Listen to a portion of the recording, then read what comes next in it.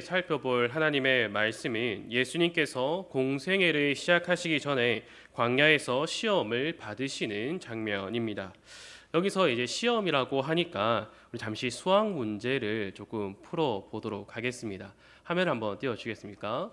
이 100에서 빼기를 50하고 더하기 20을 하면 몇일까요? 70이죠. 우리가 곧바로 대답을 할 수 있습니다.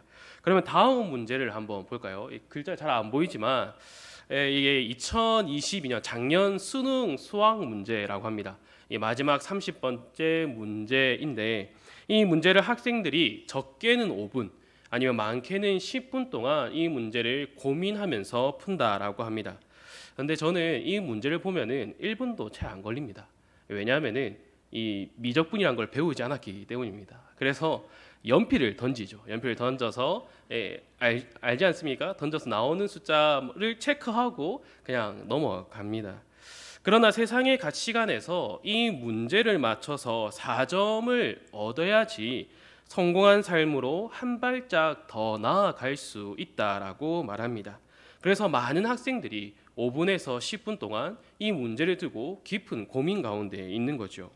이걸 맞추면은 1등급이라는 좋은 성적을 얻고 또 좋은 대학, 좋은 직장, 성공한 삶, 또 편안한 삶을 살아갈 수 있다고 세상은 말을 하고 있습니다.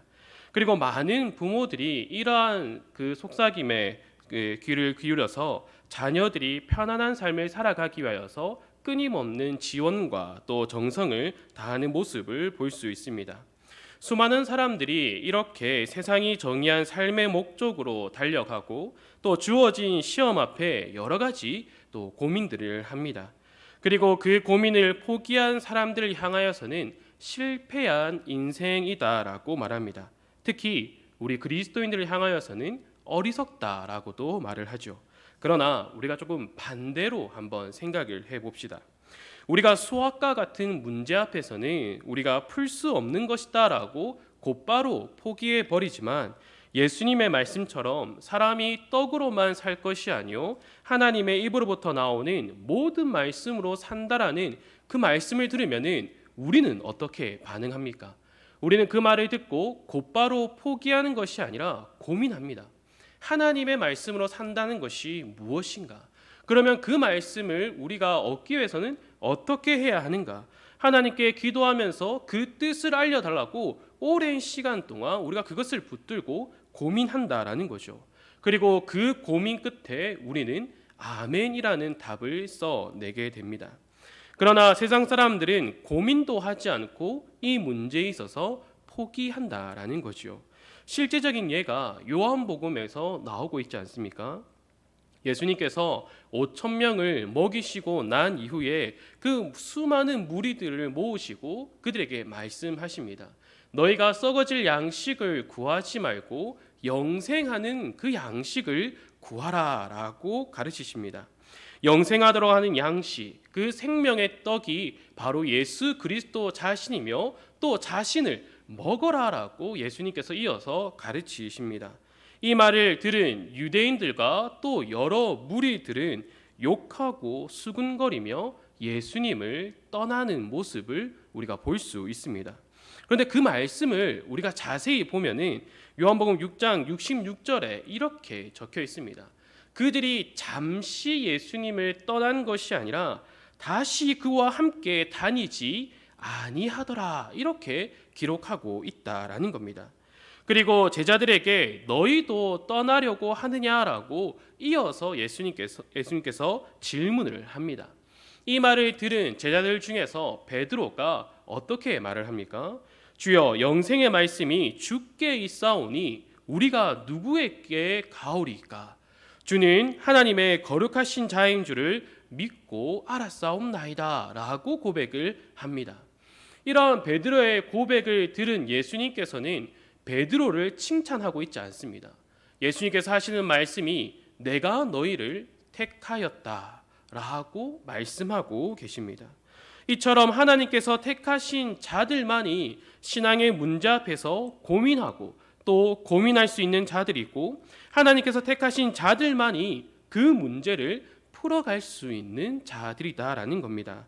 그리고 이 문제를 풀 수 있도록 하신 이가 바로 생명의 양식 되시는 예수 그리스도이시며 그가 보내신 성령 하나님을 통하여서 우리가 그 문제를 두고 아멘이다라고 말할 수 있다라는 겁니다. 그러면 오늘 본문으로 돌아와서 예수님께서 시험 당하신 그 내용이 무엇인가를 우리가 잠시 살펴보도록 하겠습니다. 예수님께서는 총 3가지의 시험을 당하고 있습니다. 우리가 이럴 때 그냥 예수님께서 3가지 시험을 당하고 난 뒤에 이제 공생애를 시작하셨구나로 받아들이는 게 아니라 예수님께서 그 마귀가 하는 그 말에 어떻게 대답하고 계시는가를 우리는 분명하게 살펴보아야 합니다. 첫째로 마귀가 예수님께 한 시험은 돌들로 떡이 되라라는 그 시험을 던집니다. 예수님께서는 사람이 떡으로만 사는 것이 아니라 하나님의 말씀으로 살아가는 것임을 분명히 말하고 있습니다. 우리의 삶의 목적이 우리의 배부름을 위하여서 먹고 마시는 것이 보장된 그 삶을 위하여서 달려가는 것이 아니라 하나님의 말씀, 그 그리스도인의 일용할 양식을 구해야 한다라는 것을 우리에게 알려주고 있습니다. 만약에 우리가 이 마귀의 시험에 걸려 넘어져서 우리의 배부름을 위하여서 살아간다라는 것은 잠시 세상을 보고 돌아오는 의미를 말하는 것이 아니라 조금 전에 살펴보았던 것처럼 다시는 그와 함께하지 않았다. 그것에 넘어진다라는 겁니다. 또한 우리의 배부름만 잠시 채운다라는 것으로 너희는 하나님의 그 말씀을 구하라라고 하는 것이 아니라 그 배부름을 위하여서 살아간다라는 것은 세상을 살아갈 때에 하나님을 배제하고 살아갈 수 있다라는 것을 스스로 고백하며 살아가는 것이다라는 것을 예수님께서 주장하고 계시다라는 겁니다. 예수님의 그 하나님의 입으로부터 나오는 모든 말씀으로 살아가는 것은 단지 우리가 말씀에 순종함으로써 살아가는 것을 넘어서 하나님과 독립된 존재로 살아가는 것이 아니라 하나님께 속하고 연합된 자로서 삶을 살아가면서 하나님과 깊은 교제를 누리는 것을 말하고 있는 것입니다. 그래서 우리는 이 하나님의 말씀으로 살아가라라는 그 말을 들을 때에 우리의 삶의 목적이 단지 하나님의 말씀에 순종하는 것이라고 말하는 것이 아니라 그 말씀을 통하여서 우리가 그와 연합된 자로서 하나님 아니고서는 우리가 살아갈 수 없는 존재이다라는 것을 고백하며 살아가야 한다라는 것을 예수님께서 말씀해 주신다라는 거지요. 두 번째로는 예수님을 성전 꼭대기로 데리고 가서 이제 하나님의 아들이거든 뛰어내려 보라라고 이제 마귀가 시험을 하고 있습니다. 그리고 그가 너를 위하여 그의 사자들을 명하여서 너를 받들어 발이 돌에 부딪히지 않게 하라라고 지금 마귀가 이어서 말을 하고 있습니다. 이에 예수님께서는 주 너의 하나님을 시험하지 말라라고 답하고 계십니다. 이는 하나님이 우리의 필요와 우리의 요구에 따라서 존재하심이 증명되는 분이 아니라 태초에 스스로 계시고 그가 우리에게 말씀하시는 존재이다라는 것을 너는 분명히 알라라는 그 말을 해주고 계시는 겁니다. 우리의 필요를 채워주시기 위하여서 존재하는 것이 하나님이 아니다라는 겁니다. 우리가 살아갈 때에 우리의 많은 필요를 위하여서 하나님께 기도할 때가 있습니다. 그러나 우리가 기도한다라는 것은 단지 우리의 필요를 충족하기 위하여서 신에게 기도하는 것이 아니다라는 겁니다. 우리가 만약에 신앙생활을 하면서 기도를 단지 우리의 필요를 채우고 우리의 소원을 성취하는 어떤 도구로서만 작용을 한다면은 우리는 하나님을 시험하는 자들이 된다라는 겁니다. 예수님께서는 그러한 일들을 하지 말라라는 겁니다. 나의 필요를 채워주면 하나님이 살아 계시고 나에게 역사하시는 분이다라고 생각을 하고 나의 기도가 이루어지지 않으면 하나님께서 나를 외면하거나 하나님은 살아 계시지 않는 자이다라고 말하지 말라라는 것을 예수님께서 이 주 너의 하나님을 시험하지 말라라고 말씀하고 계시는 겁니다. 또한 우리의 삶의 목적이 하나님을 이해하는 데에 두지 말라라는 것입니다. 세상 사람들은 흔히 하나님을 실제로 보았는가라고 질문을 던집니다. 너가 믿고 있는 하나님을 설명해 보라라고 우리들에게 말을 던집니다. 그리고 여러 학자들은 하나님을 정의하고자 합니다. 우리는 하나님을 알아가는 삶을 살아가야 합니다. 그러나 우리가 하나님을 알아가는 그 목적이 나의 이해라는 작은 틀 안에서 작용해서는 안 된다라는 겁니다. 내가 이해가 되어야지만이 하나님을 믿을 수 있다라고 말해서는 안 된다라는 겁니다. 또 예수님께서 말씀하시는 것은 우리가 하나님을 이해할 수 있으며 오히려 하나님께서 우리에게 하나님을 분명하게 알려주고 계신다라는 겁니다. 그 대표적인 것이 바로 예수 그리스도입니다. 요한복음 1장 18절에서 이렇게 말하고 있습니다. 본래 하나님을 본 사람이 없으되 아버지 품속에 있는 독생하신 하나님이 나타내셨느니라. 아멘. 말씀이 육신을 입고 온 것은 단지 눈으로 보기 위하여서 오신 것이 아니다라는 겁니다. 말씀이 육신이 되어 우리 가운데 오시고 또한 우리와 같이 되사 우리의 질고와 우리의 모든 슬픔을 이해하시고 아신다라는 그 히브리 기자의 말을 빌려서 본다면은 그리스도가 그 말씀이 육신이 되어 우리 가운데 오셨다라는 것은 바로 우리와 연합하여서 교제를 누리기 위함이다라는 겁니다. 그 사귐 속에서 하나님을 더 알아가기 위하여서 그가 육신을 입고 이 땅에 오셨다라는 것을 우리에게 말해주고 있는 거지요. 즉 우리의 삶의 목적은 하나님을 지식적으로 알아가는 것이 아니다라는 겁니다. 우리의 신앙의 목적을 우리가 지식적으로 얼마나 하나님을 더 아는가, 하나님의 어떠하심을 우리가 얼만큼 잘 설명할 수 있는가, 삼위일체라는 그 말을 어떻게 우리가 잘 설명할 수 있는가, 이것에 우리의 신앙의 깊음과 신앙의 넓음이 달려 있는 것이 아니라 실제적으로 하나님과 그 교제를 누리는 삶을 살아가고 있는가, 말씀을 통하여서 우리에게 말씀하시는 그 하나님을 계속해서 더 알아가고 있는가, 그것을 신앙의 목적으로 삼고 하나님 앞에 날마다 그 말씀을 깨달음을 날마다 구하고 있는가, 이것을 예수님께서는 우리에게 말씀하고 있다라는 겁니다. 그렇기에 우리의 삶의 목적은 단순히 지식적인 것을 채워나가는 것이 아니라 정말로 하나님과 동행하는 삶, 하나님을 알아가는 그 삶의 목적을 두며 살아가야 한다라는 것을 예수님께서 우리에게 분명하게 알려주고 있다라는 겁니다. 세 번째로 예수님께서 어떤 시험을 지금 당하고 계십니까? 마귀가 지극히 높은 곳에서 예수님을 데리고 간 뒤에 천하 만국과 그 영광을 보여주면서 나에게 엎드려 경배하면 모든 것을 주겠다라고 지금 말하고 있습니다. 이에 예수님께서는 이렇게 답을 하고 계십니다.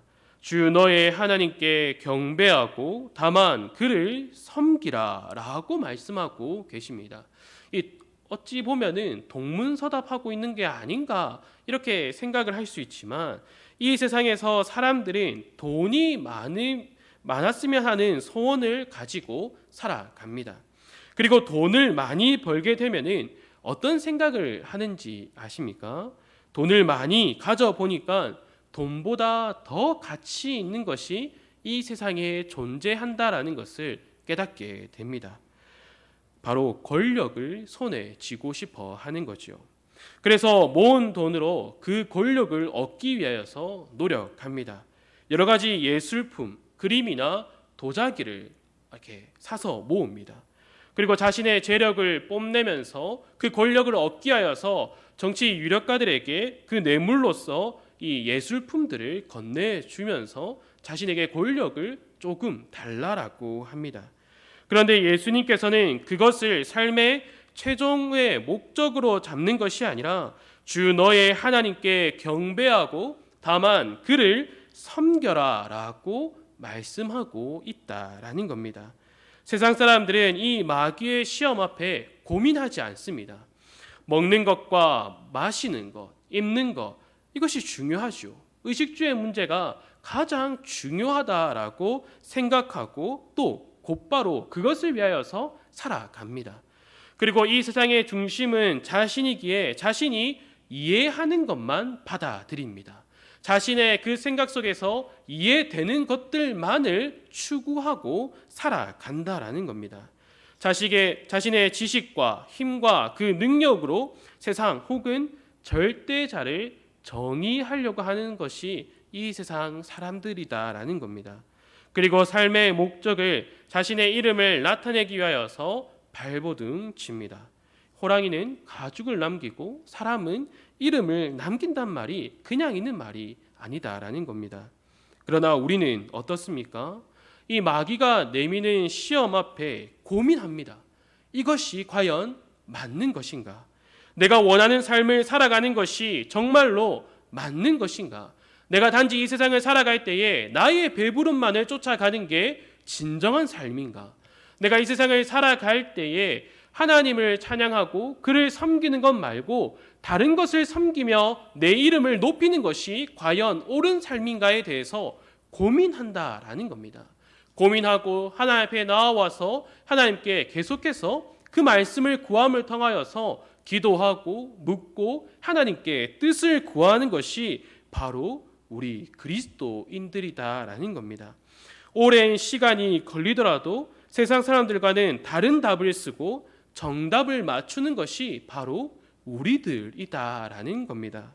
완전히 다른 삶의 목적을 향해 달려가는 것이 바로 그리스도인이며 하나님의 자녀, 성도이다라는 것입니다. 똑같은 현실을 함께 살아갑니다. 똑같은 시대 가운데서 함께 살아갑니다. 그러나 그 끝은 분명히 다릅니다. 그리고 우리는 말씀을 통하여서 그 끝이 다름을 분명하게 알 수 있다라는 겁니다. 세상 사람들은 자신에게 있는 모든 것을 동원해서 달려가지만 우리는 어떻게 그 목적을 향하여서 걸어갑니까? 에베소서 1장 3절에서 6절까지의 말씀을 제가 천천히 한번 읽어보도록 하겠습니다.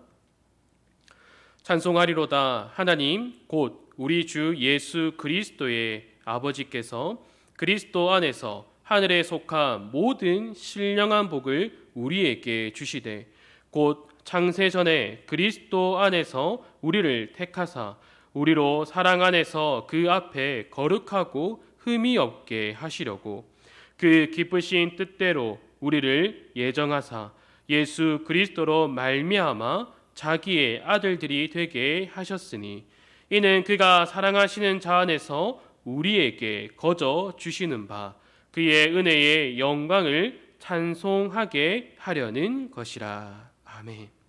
하나님께서 그리스도 안에 있는 우리에게 하늘에 속한 모든 신령한 복을 주셨다라고 말씀하고 있습니다. 신령한 복을 주시는 이유는 그가 이미 우리를 창세전에 택하였고 하나님께서 우리를 거룩하고 흠이 없게 하시기 위함이다라고 분명하게 알려주고 있습니다. 즉 그리스도인의 삶은 세상 사람들이 보았을 때는 미련하고 어리석은 것일 수 있습니다. 그러나 우리의 삶을 인도하시는 분은 하나님이십니다. 우리가 우리의 힘으로 그 목적을 향하여서 달려가는 것이 아니라 하나님께서 우리를 택하시고 우리가 그 길을 걸어갈 수 있도록 하늘에 속한 신령한 모든 복을 우리에게 주셨다라는 겁니다. 그리고 하나님께서 우리를 거룩하고 흠없는 자로 그가 만들었고 우리를 인도하신다라는 겁니다. 예수님께서 이 세 가지 시험을 받으시며 말씀하셨던 하나님의 말씀으로 살아가는 것, 하나님을 시험하지 않는 것, 하나님께 경배하고 하나님만을 섬기는 삶의 목적으로 하나님께서 우리의 삶의 목적을 정해 주셨다라는 것을 오늘 본문의 말씀을 통하여서 우리는 깨달아야 한다라는 겁니다. 예수님께서 시험을 당하셨구나 라고 생각하고 넘어가는 것이 아니라 우리의 대표가 되시는 그 대제사장이신 예수님께서 더한 곧 그 시험을 우리도 그 시험 앞에 서게 될 것입니다. 우리가 살아갈 때에 매번 이러한 시험들이 우리에게 다가온다라는 것입니다. 주 안에 사랑하는 성도 여러분, 몸만 교회에 나온다고 다른 사람들보다 조금 더 도덕적으로 살아가고 있다고, 양심적으로 살아가고 있다고, 다른 사람들에게 좀 쓴 한마디를 덜 하고 있다라고 해서 그리스도인이 아니다라는 겁니다. 같은 땅을 밟고 살아가지만 세상 사람들과 완전히 다른 삶의 목적을 바라보고 살아가는 자, 그리고 다른 목적을 향하여서 걸어가고 있는 자, 그 걸어가는 길 가운데서 하나님께서 나를 인도하시고 나와 함께 동행하신다라는 것을 깊이 알고 또한 그 하나님과 교제를 누리며 사귐의 그 가운데에 있는 것임을 말씀을 통하여서 확인하고 또한 증명하는 그 사람이 바로 성도이며 그리스도인이다라는 것을 예수님께서 먼저 시험을 당하심으로 우리에게 말씀하고 있다라는 겁니다. 그렇게 우리는 예수님이 당한 그 시험 앞에 우리도 정말로 고민 없이 다가서야 한다라는 겁니다. 그래서 오늘 우리가 함께 기도할 때에 그러한 삶을 살아가게 달라고 간절히 기도하는 시간을 가지기를 간절히 소망합니다. 또 그 목적을 향하여 가는 여정에서 하나님과 더 깊은 교제를 누리시기를 간절히 소망합니다.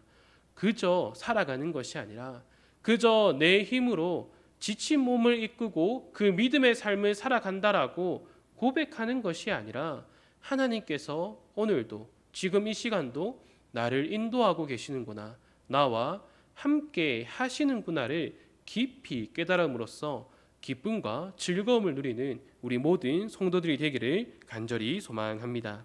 함께 기도하도록 하겠습니다. 아버지 하나님, 감사합니다. 우리가 믿음의 삶을 살아간다라는 것이 그저 우리가 고난을 참고 견디고 인내하고 우리의 힘과 노력으로 살아가는 것이 아니라 이미 예수 그리스도께서 그 길을 가셨고 우리에게 뒤따라 오라라고 그 모범을 보여주신 그 길을 함께 갈 수 있도록 붙들어 주시옵소서. 그리스도께서 그 길을 걸어갈 때에 하나님께서 함께 하시고 성령 하나님께서 함께 하신 것처럼 우리가 그 믿음의 길을 걷는다라는 것은 하나님께서 그 길의 목적을 이미 우리에게 분명히 말씀하여 주셨고 그 목적을 향하여서 우리를 인도하시고 또한 그리스도와 성령께서 우리에게 계속해서 함께하여 주심을 통하여서 그 길을 더욱더 담대히 굳세게 걸어갈 수 있도록 우리를 더욱더 인도하여 주시고 지도하여 주시기를 간절히 원합니다. 우리가 세상 사람들과 완전히 다른 그 목적을 향하여서 한 걸음 한 걸음 걸어갈 수 있도록 우리를 인도하여 주시옵소서. 그 길에서 하나님과 동행하며 참된 기쁨과 참된 즐거움을 누리는 우리 모든 성도들이 될 수 있도록 항상 함께하여 주시옵소서. 이 모든 것 예수님의 이름으로 기도드립니다. 아멘.